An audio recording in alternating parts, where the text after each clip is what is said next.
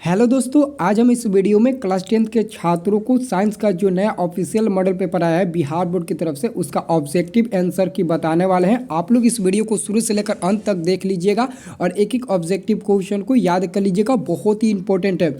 आपको पता ही होगा कि बिहार बोर्ड ने फाइनली 10th और 12th दोनों क्लास के छात्रों के लिए नया ऑफिशियल मॉडल पेपर जारी कर दिया, ठीक है। तो आप सभी लोग इस वीडियो में मतलब कि साइंस का जो ऑब्जेक्टिव आंसर की हम आपको बताने वाले हैं उसको याद कर लेना, ठीक है। यही नया ऑफिशियल मॉडल पेपर है और इसी के जरिए आपसे फाइनल एग्जाम में क्वेश्चन से पूछे जाएंगे, यानी कि जिस पैटर्न पर ये मतलब कि ऑफिशियल मॉडल पेपर आया है उसी पैटर्न के अनुसार आपका फाइनल बोर्ड एग्जाम होगा, ठीक है। तो वीडियो को शुरू से लेकर अंत तक देखना और एक एक क्वेश्चन को याद कर लेना। जैसा कि आप देख सकते हैं, सेकेंडरी स्कूल एग्जामिनेशन 2022 एनुअल, ठीक है, साइंस कंपलसरी विज्ञान अनिवार्य, ठीक है।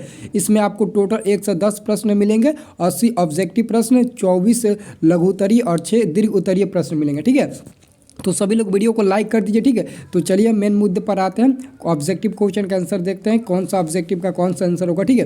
तो सभी लोग वीडियो को लाइक कर देना, ठीक है। और जो भी हमारे चैनल पर पहली बार आए होंगे चैनल को सब्सक्राइब करके बेल आइकन को प्रेस कर लीजिएगा, ताकि आगे का जो और मॉडल पेपर है उसका भी ऑब्जेक्टिव आंसर की आपको जल्द मिले। आपको सोशल साइंस और मैथ का ऑफिशियल मॉडल पेपर का ऑब्जेक्टिव क्वेश्चन ऑलरेडी बता चुके हैं, वीडियो उपलब्ध है, जाकर आप लोग देख लीजिएगा। अब हिंदी और संस्कृत का बाकी है और साथ में इंग्लिश का भी बाकी है, उसका भी हम आपको बता देंगे, ठीक है। जैसा कि यहाँ पर प्रश्न संख्या 1 से 80 तक के वस्तुनिष्ठ प्रश्न है, इनमें से किन्हीं 40 प्रश्नों का उत्तर देना होगा, ठीक है। ठीक वैसे ही आपका जो फाइनल बोर्ड एग्जाम होगा उसमें मतलब उस क्वेश्चन पेपर में भी आपको यही लिखा हुआ मिलेगा, ठीक है। तो पहला नंबर प्रश्न देखते हैं। पहला नंबर प्रश्न है कि पौधे में जनन अंग कहाँ पाए जाते हैं। पौधे में जनन अंग कहाँ पाए जाते हैं। आपका आंसर होगा बी नंबर, पुष्प में पाए जाते हैं। आंसर आपका पहला का बी नंबर होगा, ठीक है। दूसरा नंबर प्रश्न है कि प्रकाश संश्लेषण की क्रिया होती है। प्रकाश संश्लेषण की क्रिया किस में होती है, तो हरे पौधों में होती है। आंसर आपका बी नंबर हो जाएगा। अगला प्रश्न देखिए, इसको थोड़ा और सा जूम करके बड़ा कर लेता हूँ, ठीक है। अगला प्रश्न देखिए, प्रकाश संश्लेषण क्रिया में ऑक्सीजन किस से बाहर निकलता है। प्रकाश संश्लेषण की क्रिया में ऑक्सीजन कहाँ से बाहर निकलता है, तो ग्लूकोज से या फिर जल से या फिर कार्बन डाइऑक्साइड से। तो आपका सही आंसर क्या होगा, 3 का आपका सही आंसर क्या हो जाएगा दोस्तों, यहाँ पर याद रखना, जल से, सॉरी यहाँ पर देखिए, प्रकाश संश्लेषण क्रिया में ऑक्सीजन कहाँ से बाहर निकलता है। ऑक्सीजन कहाँ से बाहर निकलता है प्रकाश संश्लेषण क्रिया में, ठीक है। तो जल यहाँ पर ऑप्शन नंबर ए होगा, ठीक है, जल से बाहर निकलता है, ठीक है। आंसर क्या होगा आपका ए नंबर होगा। अगला देखिए, अगला क्वेश्चन है, जठर ग्रंथियाँ कहाँ पाई जाती है। जठर ग्रंथियाँ कहाँ पाई जाती है, 4 नंबर क्वेश्चन है और 4 का फाइनली आंसर ए नंबर हो जाएगा, यकृत में, ठीक है। जठर ग्रंथियाँ यकृत में पाई जाती है, आंसर ए नंबर सही होगा, ठीक है। अगला क्वेश्चन देखिए, अगला क्वेश्चन है 5 नंबर कि ग्लाइकोलिसिस की प्रक्रिया संपन्न होती है। तो 5 का फाइनली आंसर क्या होगा, ए नंबर 5 का भी फाइनली आंसर होगा, ठीक है। स्टोमाटा में पाया जाता है, आंसर आपका ए नंबर होगा। अब यहाँ पर 6ठा नंबर प्रश्न है कि इथाइल अल्कोहल किस प्रकार के श्वसन से बनते हैं, वायवीय या फिर अवायवीय या फिर दोनों। तो यहाँ पर बी नंबर देगा, अवायवीय श्वसन में से बनते हैं, ठीक है, याद रखना। अगला क्वेश्चन है, सबसे छोटी अंतःस्रावी ग्रंथि कौन है। सबसे छोटी अंतःस्रावी ग्रंथि कौन है, तो 7 का फाइनल आंसर बी नंबर रहेगा, प्यूटरी, ठीक है। अब दोस्तों 8 नंबर क्वेश्चन देखिए, 8 नंबर क्वेश्चन है कि पौधे के वायवीय भागों से जल के ह्रास की क्रिया कहलाती है। तो क्या कहलाती है, बी नंबर होगा, वाष्पोत्सर्जन कहलाती है, ठीक है। अगला क्वेश्चन है, घेंगा रोग पनपता है। घेंगा रोग पनपता है, 9 नंबर क्वेश्चन है और 9 का फाइनली आंसर सी नंबर छात्र हो जाएगा, आयोडीन की कमी से, ठीक है। अगला प्रश्न है 10 नंबर, रक्त में हल्के पीले रंग के चिपचिपे द्रव को कहते हैं। तो 10 का फाइनली आंसर ए नंबर होगा, प्लाज्मा कहते हैं, ठीक है। 11 नंबर प्रश्न है कि रक्तचाप मापने के उपकरण को कहते हैं। रक्तचाप मापने के उपकरण को हम लोग क्या कहते हैं, तो 11 का फाइनली आंसर डी नंबर हो जाएगा, ठीक है। 11 का आंसर आपका क्या हो जाएगा, डी नंबर, एस्फेनोमैनोमीटर, ठीक है, आंसर आपका डी नंबर होगा, ठीक है। अगला क्वेश्चन है, वाष्पोत्सर्जन क्रिया पाई जाती है। वाष्पोत्सर्जन क्रिया पाई जाती है, 12 का आंसर होगा बी नंबर, पौधों में, ठीक है। अब यहाँ पर दोस्तों 13 नंबर प्रश्न देखिए, निम्नलिखित में किसमें खुला परिसंचरण तंत्र पाया जाता है। 13 का फाइनल आंसर सी नंबर होगा, तिलचट्टा में, ठीक है। 13 का आंसर सी नंबर होगा, तिलचट्टा में। 14 नंबर क्वेश्चन है, रक्त क्या है। 14 नंबर प्रश्न है कि रक्त क्या है, तो रक्त आपका आंसर क्या होगा, बी नंबर जाएगा, उत्तक, ठीक है। यहाँ पर टिश्यू यानी कि उत्तक, आंसर बी नंबर में यहाँ पे आप देख सकते हैं, ठीक है। इंग्लिश में भी दिया है, ठीक है। मूल मूत्र का पीला रंग किस वर्णक के कारण होता है? मूत्र का पीला रंग किस वर्णक के कारण होता है? 15 का फाइनल आंसर सी नंबर हो जाएगा, ठीक है। यूरोक्रोम के कारण होता है, ठीक है। 16वां प्रश्न है कि निम्नलिखित में कौन एक उभयलिंगी जंतु है? निम्नलिखित में कौन एक उभयलिंगी जंतु है? 16 का आंसर डी नंबर हो जाएगा केंचुआ, ठीक है। डी नंबर होगा केंचुआ। अगला क्वेश्चन है यूरिया रक्त में कहाँ से प्रवेश करती है? यूरिया रक्त में कहाँ से प्रवेश करती है? तो यहाँ पर 17 का फाइनली आंसर क्या होगा? बी नंबर का फेफड़ों से प्रवेश करती है, ठीक है। अगला क्वेश्चन जैव आवर्धन प्रदर्शित करने वाला रसायन है।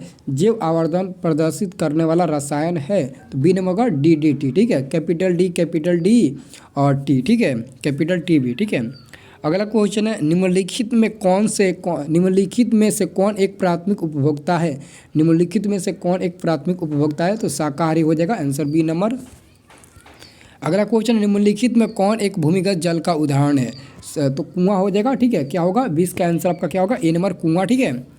प्राकृतिक चुनाव द्वारा जीवों का विकास कहलाता है। 21 का फाइनल आंसर आपका हो जाएगा सी नंबर डार्विनवाद कहलाता है, ठीक है। हरे पौधे कहलाते हैं तो उत्पादक कहलाते हैं। हरे पौधे उत्पादक कहलाते हैं, इसका भी आंसर सी नंबर होगा। 22 का भी आंसर सी नंबर होगा। 23 नंबर क्वेश्चन है अंडोसर्ग का कारण है। अंडोसर्ग का कारण क्या है? यहाँ पर 23 का फाइनल आंसर ए नंबर का LH, ठीक है। एल, कैपिटल L और कैपिटल H, ठीक है। यहाँ पर 24 नंबर प्रश्न देखिए लैंगरहैंस की द्वीपिकाएँ कहाँ पाई जाती है? लैंगरहैंस की द्वीपिकाएँ कहाँ पाई जाती है? 24 का फाइनल आंसर सी नंबर का अग्नाशय में पाई जाती है। 24 का फाइनल आंसर सी नंबर का अग्नाशय में पाई जाती है, ठीक है। अगला क्वेश्चन है थायरॉक्सिन हार्मोन के संश्लेषण में निम्नलिखित में किसका होना आवश्यक है? किसका होना आवश्यक है? तो फाइनली 25 का आंसर आपका डी नंबर का आयोडीन, ठीक है। आयोडीन यानी कि नमक। अगला क्वेश्चन है निक्सल कणिकाएँ पाई जाती है। निक्सल कणिकाएँ पाई जाती है। 26 का फाइनली आंसर आपका सी नंबर का न्यूरॉन में, ठीक है। ज़्यादातर यहाँ पर आपको बायो का ऑब्जेक्टिव क्वेश्चन नज़र आ रहा होगा। आगे आप जाइएगा तो फिजिक्स और केमिस्ट्री का मिलेगा, ठीक है। अगला क्वेश्चन मानव मस्तिष्क का वजन होता है। ये तो सभी को पता होगा कि मानव मस्तिष्क का वजन कितना होता है? 1.2 से 1.4 kg के बराबर होता है, यानी कि इसी के आसपास होता है, ठीक है। याद रखना। अगला क्वेश्चन है निकट दृष्टि दोष अथवा दूरदृष्टि दोष के निवारण हेतु प्रयुक्त लेंस द्वारा बना प्रतिबिंब होता है। तो 28 का आंसर बी होगा काल्पनिक और सीधा होता है, ठीक है। अगला क्वेश्चन है साइड मिरर के रूप में निम्नलिखित में कौन प्रयुक्त होता है? तो हम लोग साइड मिरर के रूप में किस दर्पण को प्रयोग करते हैं? तो उत्तल यहाँ पर उत्तल दर्पण हो जाएगा, ठीक है। यहाँ पर क्या होगा? उत्तल दर्पण, यानी कि 29 का ए नंबर का साइड मिरर के रूप में, ठीक है। साइड मिरर के रूप में हम लोग उत्तल दर्पण का प्रयोग करते हैं, ठीक है। याद रखना। अगला क्वेश्चन देखिए। अगला क्वेश्चन अवतल लेंस द्वारा प्राप्त प्रतिबिंब होता है। अवतल लेंस द्वारा प्राप्त प्रतिबिंब क्या होता है? अवतल लेंस द्वारा, ठीक है। आभासी, सीधा, छोटा। 30 का आंसर ए नंबर का आभासी।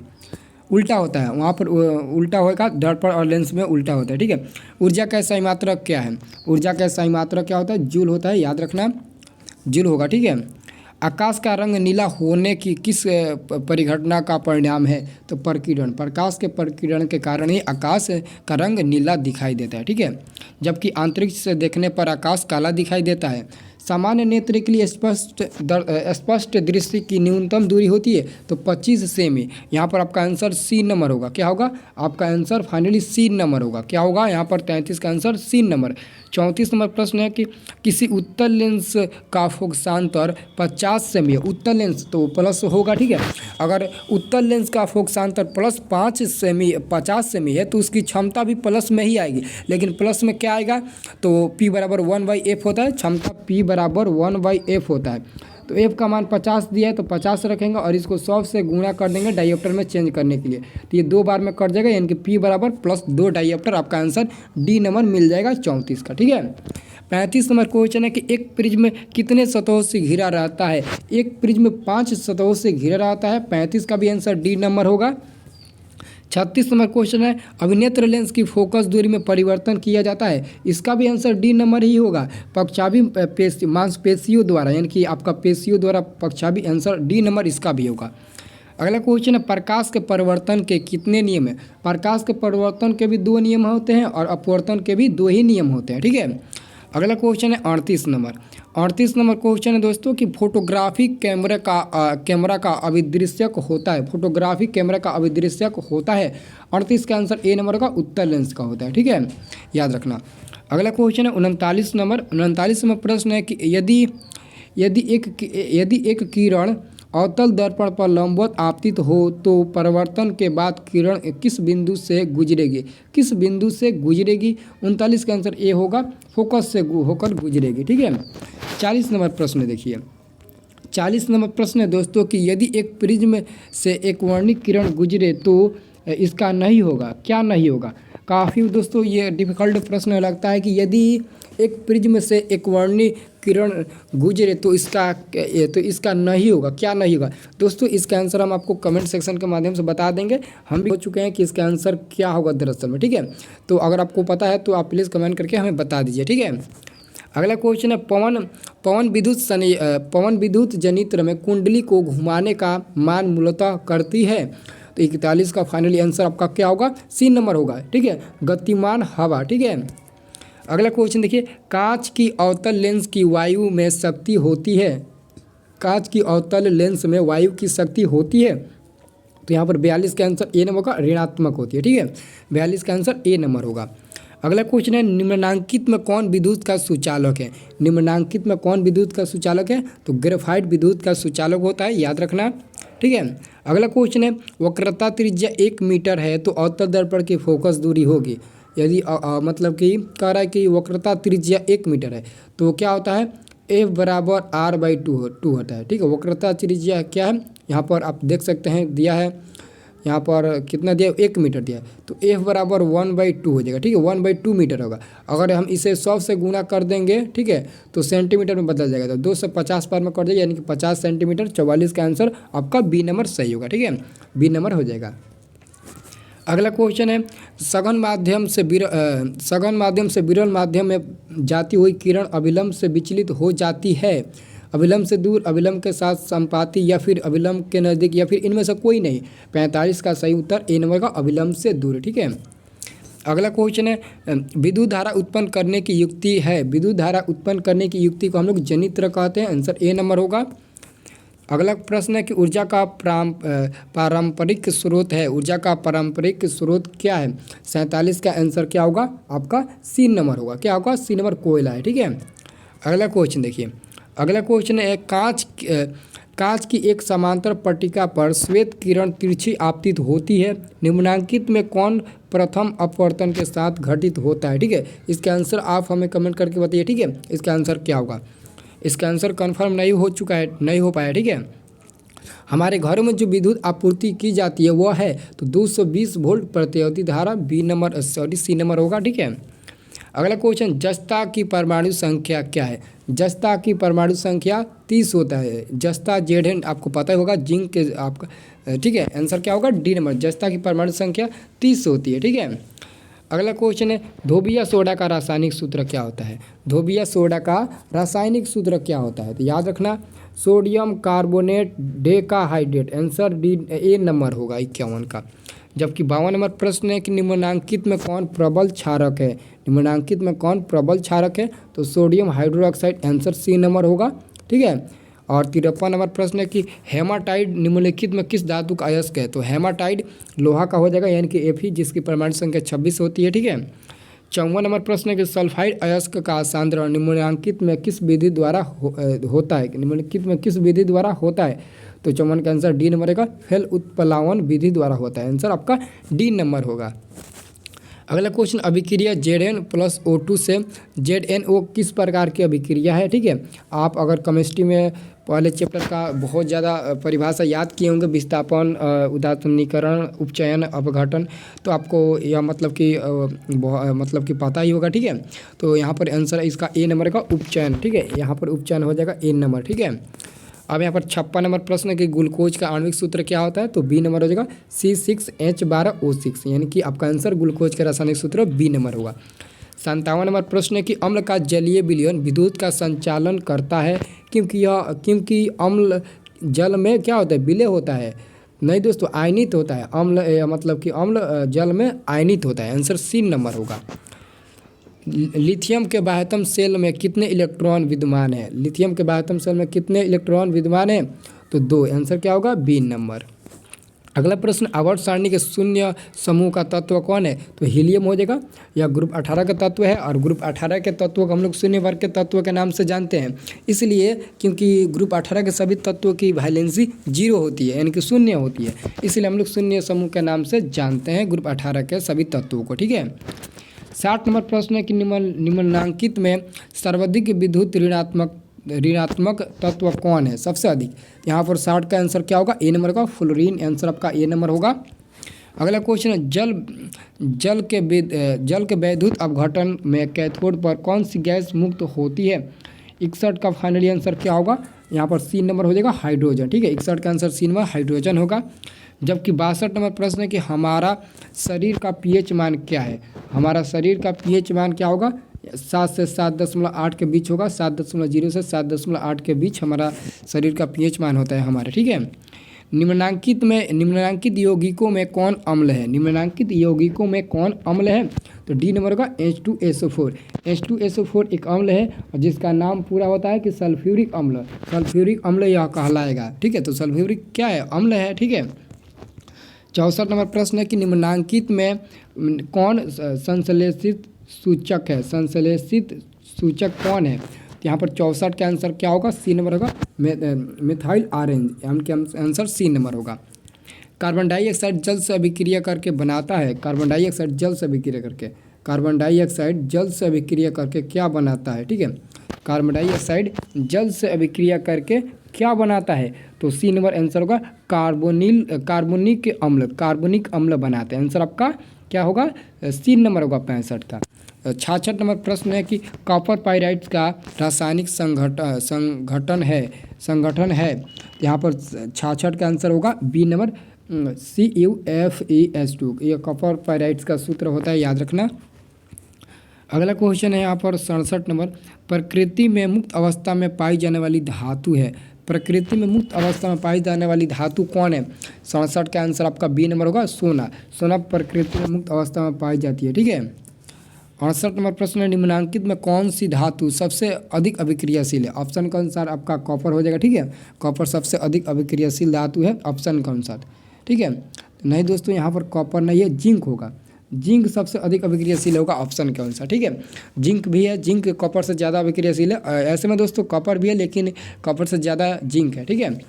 अगला क्वेश्चन है दोस्तों, किसी अधातु के बाह्यतम सेल में इलेक्ट्रॉनों की संख्या हो सकती है? किसी अधातु के बाह्यतम सेल में इलेक्ट्रॉनों की संख्या हो सकती है। दोस्तों इस क्वेश्चन में काफ़ी कन्फ्यूज़न है। अधातु के बाह्यतम कक्षा सेल में पूछा जा रहा है, धातु के नहीं बल्कि अधातु के, इसलिए यह क्वेश्चन काफ़ी हमें मतलब कि कन्फ्यूज़न वाला लगता है। ठीक है, तो इसका आंसर हम आपको नहीं बता पाएंगे। ठीक है, इसका आंसर हम आपको फिर से दोबारा देखेंगे कि इसका आंसर एक्चुअल में क्या होगा, कमेंट बॉक्स के माध्यम से हम आपको बता देंगे। ठीक है, अगर आपको पता है तो आप बता सकते हैं, कोई दिक्कत नहीं है। ठीक है, तो आप बताइएगा। अगला क्वेश्चन 70 नंबर देखिए, पीतल निम्नलिखित में किनकी मिश्र धातु है? पीतल निम्नलिखित में किसकी मिश्र धातु है? ए नंबर होगा, कॉपर और जिंक का मिश्र धातु होता है। 71 नंबर प्रश्न, निम्नलिखित में कौन समयवी है? निम्नलिखित में कौन समयवी है? 71 का आंसर सी नंबर देगा, इथिल अल्कोहल और डाइमिथाइल ईथर। ठीक, इथाइल अल्कोहल और dimethyl ether. Answer C number होगा। 72 नंबर प्रश्न है कि CH3O C2S5 का यूपेक प्रणाली के अनुसार नाम है, यानी कि यूपेक नाम क्या है? तो यहाँ पर 72 का फाइनली आंसर क्या होगा? 72 का फाइनली आंसर आपका हो जाएगा ए नंबर, मिथॉक्सी ईथेन। ठीक है, मिथॉक्सी ईथेन, इसको मतलब मेथॉक्सी बोलेंगे और इसको ईथेन बोलेंगे। ठीक है। अगला क्वेश्चन, लोहे की अभिक्रिया भाप से कराने पर लोहे का कौन सा ऑक्साइड बनता है? लोहे का कौन सा ऑक्साइड बनता है? तो यहाँ पर 73 का फाइनली आंसर ए नंबर हो जाएगा, Fe3O4। आंसर क्या होगा आपका? यहाँ पर दोस्तों फाइनली आंसर आपका हो जाएगा यहाँ पर सी नंबर हो जाएगा। ठीक है, अब हम लोग अगला क्वेश्चन देखेंगे 74 नंबर। 74 नंबर प्रश्न है कि एक तत्व की परमाणु संख्या 16 है, आवर्त सारणी में इस तत्व की वर्ग संख्या क्या होगी? एक तत्व जिसकी परमाणु संख्या 16 है, तो आवर्त सारणी में इस तत्व की वर्ग संख्या क्या होगा? तो 74 का फाइनल आंसर सी नंबर देगा 16 ही होगा। ठीक है। अगला क्वेश्चन है निम्नलिखित में कौन सी धातु तनु सल्फ्यूरिक अम्ल के साथ अभिक्रिया नहीं करती है। कौन सी धातु है जो तनु सल्फ्यूरिक अम्ल के साथ अभिक्रिया नहीं करती है। तो 65 का 75 का फाइनली आंसर सी नंबर होगा कॉपर। कॉपर जो है सल्फ्यूरिक अम्ल के साथ अभिक्रिया नहीं करती है। आंसर आपका सी नंबर सही होगा। अगला क्वेश्चन देखिए, अगला क्वेश्चन एक मिश्र धातु में 90% कॉपर और 10% टीन है। इस मिश्र धातु का नाम है, इस मिश्र धातु का क्या नाम है। तो ब्रोंज, यानी कि आंसर बी नंबर होगा। ठीक है, ब्रोंज। अगला क्वेश्चन जिंक सोडियम हाइड्रोक्साइड के साथ प्रतिक्रिया कर बनाता है। 77 का आंसर ए नंबर का H2 गैस बनाता है। ठीक है, अगला प्रश्न है कि निम्नलिखित में कौन सी धातु वायु में उच्च ताप पर गर्म किए जाने पर भी ऑक्सीजन से संयोग नहीं करती है। 78 का आंसर डी नंबर हो जाएगा Hg। ठीक है, अगला क्वेश्चन देखिए, अयस्क में उपस्थित अपद्रव्य कहलाते हैं। अपद्रव्य मतलब कि अयस्क में उपस्थित अशुद्धियों को क्या कहते हैं। तो गैंग कहते हैं। आंसर सी नंबर होगा। और फाइनली दोस्तों अंतिम प्रश्न है कि निम्नलिखित में किस गुण के कारण धातुओं के तार बनाए जाते हैं। निम्नलिखित में से किस गुण के कारण धातुओं के तार बनाए जाते हैं।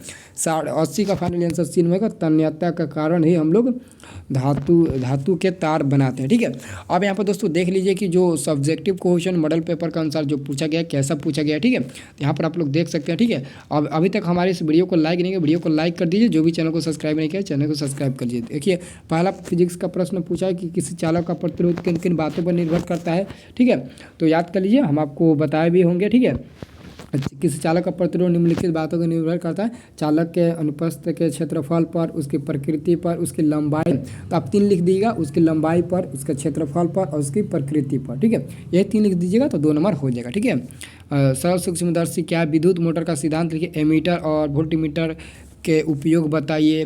आँख की समंजन क्षमता, यानी कि समंजन क्षमता से क्या समझते हैं। वो ऊष्मीय ऊर्जा क्या है। और यहाँ पर केमिस्ट्री में और यहाँ पर सिद्ध करने को पूछा है 6 नंबर के लिए क्वेश्चन है। ठीक है, 2 में से 1 बनाना है। उत्तर लेंस में ये सिद्ध करना है आपको। ठीक है, लेंस फार्मूला सिद्ध करना है उत्तर लेंस में।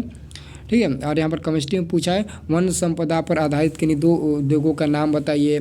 संरचना इलेक्ट्रॉनिक बिंदु संरचना आपको बनाना है 2 का। ठीक है, और पूछा है यहाँ पर आपको उपचारित होने वाले पदार्थों का पहचान कीजिए। अवक्षेपण अभिक्रिया से आप क्या समझते हैं, अवधारणा करें। एकल विस्थापन अभिक्रिया क्या है। विरंजक चूड़ क्या है, इसका रासायनिक नाम एवं सूत्र उपयोग लिखे। निस्तापन और जारण में अंतर लिखे। बहुत सारा पूछता है। हाइड्रोजनीकरण अभिक्रिया क्या है, इस अभिक्रिया का एक व्यापारिक उपयोग बताए। जस्ता के मुख्य अयस्क का नाम लिखे। जस्ता का उसके अयस्क से निष्कर्षण के सिद्धांत वर्णन करें। मतलब कि पूछा प्रकाश अनुवर्तन क्या है, पोषण की परिभाषा दे। गुणों का संचरण एक से दूसरी पीढ़ी में कैसे होता है। ठीक है, अनुवांशिक गुण से आप क्या समझते हैं। ओजोन परत के क्षय का कारण लिखे। मानव मूत्र के अवयवों की प्रतिशत मात्रा क्या है। यही सब पूछा है। ठीक है, जो नया मॉडल पेपर आपका आया है। ठीक है, तो दोस्तों वीडियो कैसा लगा। वीडियो अच्छा लगा तो वीडियो को लाइक कर दीजिए। अगर आप लोग हिंदी और संस्कृत इंग्लिश का भी ऑब्जेक्टिव आंसर की देखना चाहते हो और सब्जेक्टिव, तो फटाफट वीडियो को लाइक करके चैनल को सब्सक्राइब कर लीजिए। अगर चैनल को सब्सक्राइब किए होंगे तो कोई बात नहीं, अगर नहीं किए तो चैनल को सब्सक्राइब कर लो, तभी आपको वीडियो मिलेगा। और इस चैनल से आप लोग अच्छे से पढ़ाई करके अच्छे से अच्छे नंबर ला सकते हो। कई छात्र इस चैनल की मदद से इसके पहले साल 400+ नंबर लाए थे। अगर आपको भी 400+ नंबर लाना है तो हमारे साथ जुड़े रहिएगा हमेशा के लिए। ठीक है, तो चलिए मिलते हैं एक बार फिर से अगले वाले वीडियो में।